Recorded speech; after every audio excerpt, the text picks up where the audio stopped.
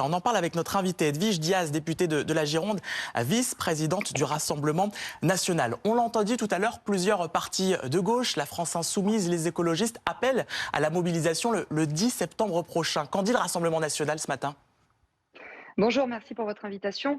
En ce qui concerne la manifestation du 10 septembre, et nous, comme d'habitude, nous laissons la liberté à nos adhérents, à nos électeurs d'y participer ou pas. Ce que je veux dire, c'est que nous, en tant que parlementaires et premier groupe à l'Assemblée nationale, notre devoir, c'est d'apporter une réponse par la voie législative, c'est-à-dire de faire des propositions de loi, de déposer des amendements. En fait, c'est ce que nous faisons depuis que nous sommes arrivés en nombre à l'Assemblée nationale en 2022. Et ce que je voulais vous dire, si Jordan Bardella n'avait pas été empêché d'accéder à Matignon en raison des barrages de la honte qui ont eu lieu entre LFI et le bloc central, par exemple, eh bien, les aspirations des Français en matière notamment de pouvoir d'achat auraient obtenu une réponse et il n'y aurait pas eu de manifestation le 10 septembre. Et moi, je regrette particulièrement la récupération politicienne qu'est en train d'opérer Jean-Luc Mélenchon, qui se transforme en meilleur allié d'Emmanuel Macron, puisque forcément, sa récupération politique vient comment dire, diminuer la force de ces revendications légitimes et citoyennes. Alors vous dites pas d'appel, hein, on le comprend bien. Est-ce que toutefois vous voyez cette mobilisation d'un bon œil, vous qui êtes opposé également à ce projet budgétaire? Non, moi je vous dis, j'ai pas de consigne à donner aux Français. Par contre, ce que je veux vous dire, c'est que je crains particulièrement pour la sécurité des manifestants au moment de la réunion des cortèges. Pourquoi? Parce que comme à chaque fois, malheureusement, depuis qu'Emmanuel Macron est au pouvoir, à chaque fois qu'il y a une manifestation, il y a des black blocs qui s'infiltrent, des racailles, des casseurs qui n'ont envie que d'une seule chose, c'est casser de la police, répandre leur haine anti-police. Et malheureusement, on assiste à des scènes de dégradation de mobilier urbain ou alors à des entreprises, c'est-à-dire à cette France qui travaille, cette France qui se lève tôt, eh bien, qui voit par exemple ses vitrines être littéralement explosées.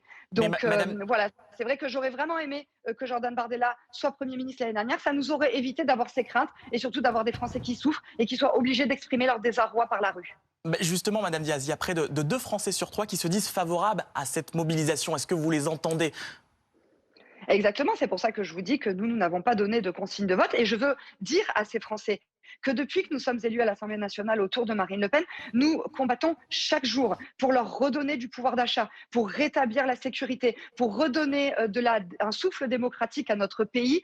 C'est ce pourquoi nous nous battons tous les jours et ce pourquoi nous continuerons de nous battre jusqu'à temps que nous arrivions au pouvoir, que ce soit à Matignon ou que ce soit à l'Élysée.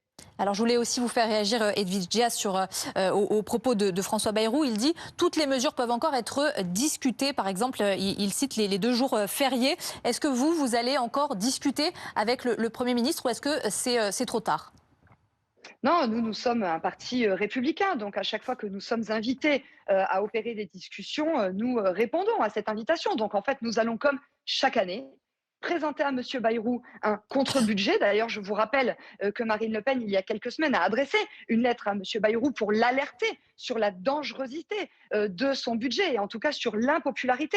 Il est impensable qu'on vienne supprimer des jours fériés aux Français qui travaillent. Il est impensable qu'on gèle les pensions de retraite, qu'on gèle les prestations pour les personnes en situation de handicap. C'est en fait tout ça, ce sont des impôts déguisés. Et donc Marine Le Pen a dit à Monsieur Bayrou, écoutez, vous ne pouvez pas continuer à matraquer fiscalement ainsi les Français. Et donc nous vous appelons à la raison, à faire des économies sur l'immigration, sur la contribution de la France au budget de l'Union européenne, sur l'aide au développement, sur les énergies intermittentes, Mais ça veut sur dire quoi, madame Diaz? les agences de l'État qui servent qu'à recaser des ministres déchus ou des députés battus aux élections, sur la bureaucratie, etc. Donc oui, nous allons répondre à son invitation. Et s'il ne nous entend pas, eh bien, nous n'aurons pas peur d'appuyer sur le bouton de la censure.